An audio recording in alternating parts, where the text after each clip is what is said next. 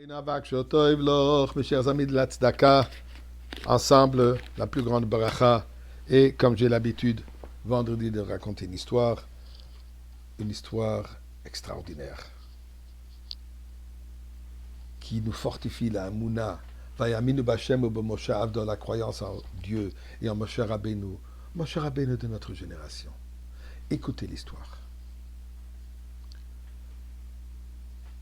Un individu au nom de Rabbi Eliezer Khan de Bnei Brak, très impliqué dans la communauté, un homme extraordinaire, d'une gentillesse, d'une bonté, d'une servitude, sans aucun intérêt personnel. Se trouve qu'il doit partir de New York, d'Eretz Israël à New York en mission, escale à Paris, une journée à passer à Paris, jamais visité Paris, mais il va visiter la ville. Il arrive au quartier latin, il voit que dans un café, un homme distingué, entouré de groupes d'étudiants, il est en train de leur donner une conférence. Il regarde un peu cette image. À un certain moment, ce professeur, disons, se tourne vers ce juif qui est religieux avec une barbe et lui dit, dans un yiddish typique polonais, il lui dit, Ma le Kohen bebaïsakvurus. Qu'est-ce qu'un Kohen fait dans un cimetière? En d'autres mots, qu'est-ce que tu fais ici? Il ne pensait même pas que c'est une personne juive. Là, il lui parle un yiddish fantastique. Il est surpris. Il rentre dans une discussion. Le gars lui dit, tu sais, tu me plais. Est-ce que je pourrais t'inviter chez moi? Intrigué, curieux, oui, je viens. Une maison, belle maison parisienne, rentre d'abord dans la première salle, le premier salon, et il lui dit, voilà, ça c'est le salon Goy, non juif. Viens dans mon quartier, dans mon foyer juif. Il rentre dans une autre chambre, une bibliothèque de Torah immense.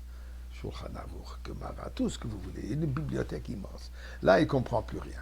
Il dit, écoute, tu me plais, je vais te dire. Mais je te fais jurer au secret.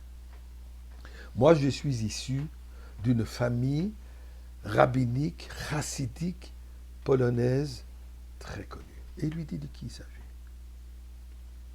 Ma famille pense que j'étais perdu dans l'Holocauste. J'étais périmé, tué au Holocauste, parti au crématoire. Ils ne savent pas que j'existe. Et je ne veux pas qu'ils sachent. Après l'Holocauste, je me suis fâché avec Dieu. J'ai tout lâché. Pas qui pour rien. Mais une chose que Dieu n'a pas pu me voler dans ses paroles, c'est l'amour d'étudier. Alors chaque fois, quand j'ai terminé mon aspect professionnel comme professeur à la Sorbonne de philosophie grecque, j'étudie la Torah. Ce que j'aime. Anyway, ils sont partis de longues discussions. Là, à la fin, il lui dit, je sais que tu es censé le quitter aujourd'hui à New York, comme tu me l'as dit. Est-ce que je pourrais te demander de rester là jusqu'à demain? Je veux te rencontrer demain. Le rabbin Kahn, il a compris que c'est sérieux. Il a dit, oui, il n'y a pas de problème, je reste. Il lui a arrangé un chambre d'hôtel. Le lendemain, il vient chez lui, il dit, écoute, j'ai besoin de faveur de ta part. Voilà une lettre fermée. Tu dois me jurer que tu ne vas pas l'ouvrir. Et puisque tu pars à New York, j'ai besoin de toi un service, que tu le remettes en main propre du rabbi de Lubavitch, comme il a dit lui. Ne le donne à personne d'autre. Si tu n'arrives pas à lui remettre, renvoie-le-moi. Promis. Il arrive à New York. Rav Kahn n'a jamais été chez le rabbi, ne sait pas comment ça fonctionne, rentre dans le bureau des secrétaires, demande à pouvoir voir le rabbi pour lui remettre la lettre, on lui dit que ça n'existe pas. Le secrétaire dit, je vais la remettre, il dit non, on m'a juré de ne pas la remettre à personne. Désolé, on ne peut pas t'aider. Quelques jours plus tard, il s'avère qu'il se trouve Mincha, dans la grande choule de 770 en bas. Et là, il voit comme le rabbi, il passe.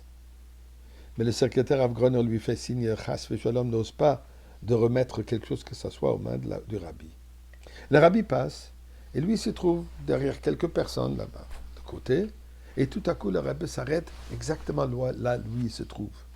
Et le rabbi le regarde, et le rabbi lui dit, nous, en lui tentant la main. Il n'a pas compris. Deuxième fois, nous. Là, les gens lui disent, écoute, le Rebbe te parle. Il ne comprend pas.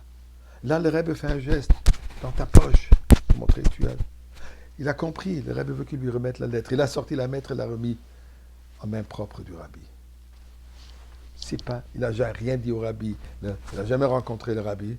Là, il a vu que ça, c'est une vue différente.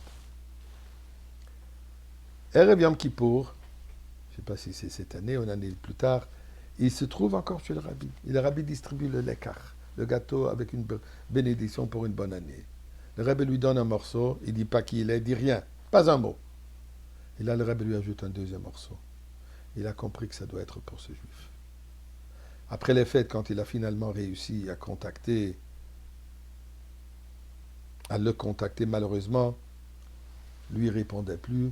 Il a su par la Sorbonne qu'il est décédé. Où est-ce qu'il est enterré? Dans un cimetière non-juif. Ça l'a fait beaucoup de mal. Mais il ne peut rien faire, il ne peut pas raconter à sa famille. Il a décidé d'en parler au Amshinov Rebbe. L'Amshinov Rebbe lui dit, écoute, ne me dis pas qui c'est, mais si cette personne est en contact avec le Rebbe, le Bavitcher Rebbe, ne t'en fais pas, il va s'en occuper.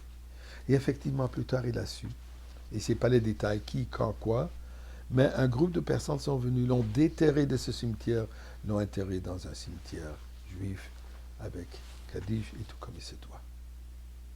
Le Rebbe, lo yidach mimenu nidach.